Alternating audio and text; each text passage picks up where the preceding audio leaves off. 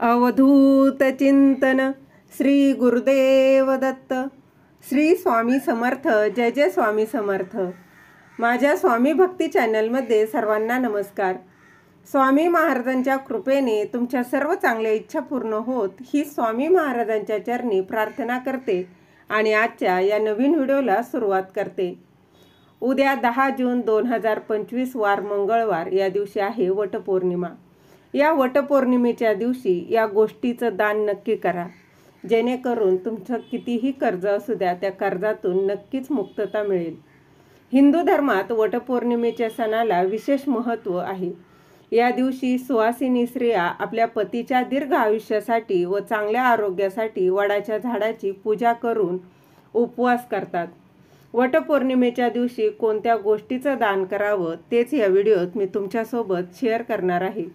ते जाणून घेण्याआधी तुम्ही माझ्या स्वामी भक्ती चॅनलला सबस्क्राईब नक्की करा. वटपौर्णिमेचा उपवास विशेषतः ज्या सवाष्ण स्त्री आहे ती करत असते. त्याचबरोबर सुवासिनी या दिवशी पतीच्या दीर्घ आयुष्यासाठी वडाच्या झाडाची पूजा करत असतात. वटपौर्णिमेच्या दिवशी वडाच्या झाडाची पूजा करण्याला विशेष महत्त्व आहे. या दिवशी पूजा करणं अतिशय शुभ मानलं जातं, ज्यामुळे विवाहितांचे भाग्य उजळते असं म्हटलं जातं. तसेच या दिवशी दान केल्याने आर्थिक समस्या दूर होतात असंही म्हटलं जातं. तर वटपौर्णिमेच्या दिवशी कोणत्या गोष्टीचं दान करावं जेणेकरून कर्जातून मुक्तता होईल? वटपौर्णिमेच्या दिवशी महिलांनी सकाळी लवकर उठावं, स्नान करावं, स्वच्छ वस्त्र परिधान करावं आणि त्यानंतर पिवळ्या रंगाची किंवा लाल रंग, हिरवा रंग अशा शुभ रंगांचे वस्त्र परिधान करावं. नंतर पूजा साहित्य घेऊन वडाच्या झाडाजवळ जावं. नंतर झाडाच्या मुळाशी पाणी अर्पण करावं. फुले, फळे, तांदूळ, गूळ आणि मिठाई अर्पण करावी. वडाची पूजा करावी. त्याचबरोबर या दिवशी दानाला देखील खूप महत्त्व आहे.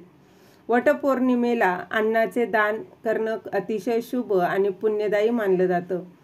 अन्नाचं दान केल्यानं भगवान विष्णू आणि देवी लक्ष्मी यांची आपल्यावर अपार कृपा राहते. त्याचबरोबर विशेष म्हणजे अन्नदान केल्याने पापांचा नाश होतो आणि मन शुद्ध होतं असं म्हटलं जातं. आणि त्याचबरोबर ग्रहदोष जो आहे तो देखील दूर होतो. त्याचबरोबर वटपौर्णिमेच्या दिवशी वस्त्रदान करणं खूप शुभ मानलं जातं. वस्त्रदान केल्यानं व्यक्तीला फायदा होतो. शिवाय वस्त्रदान केल्याने व्यक्तीला जीवनात कधीही पैशाची कमतरता भासत नाही. तसेच जीवनामध्ये कोणत्याही प्रकारच्या समस्यांना सामोरं जावं लागत नाही. यानंतर वटपौर्णिमेच्या दिवशी जलदान म्हणजेच पाण्याचं दान हे आवर्जून करावं. जलदान करणं हे सर्वात श्रेष्ठ दान मानलं जातं. पाणी हे जीवन आहे. पाण्याला अमृत देखील म्हटलं जातं. त्यामुळे वटपौर्णिमेच्या दिवशी पाण्याचे दान आवर्जून करा. अगदी वटपौर्णिमेच्या दिवशी तुम्ही एखाद्या गरजूला पाण्याची एक बॉटल जरी दान केली तरी देखील ते अतिशय फायद्याचं मानलं जातं. वटपौर्णिमेच्या दिवशी वडाच्या झाडाची विशेष पूजा केली जाते.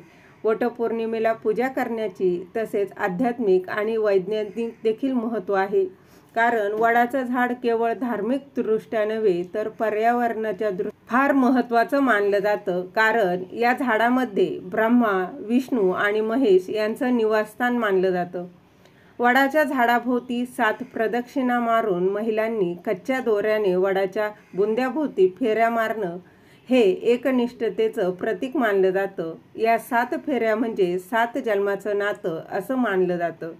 झालेली सेवा महाराजांच्या चरणी रुजू करते. दिलेली माहिती तुम्हाला आवडली असेल तर लाईक करा, शेअर करा, सबस्क्राईब करायला विसरू नका. श्री गुरुदेव दत्त.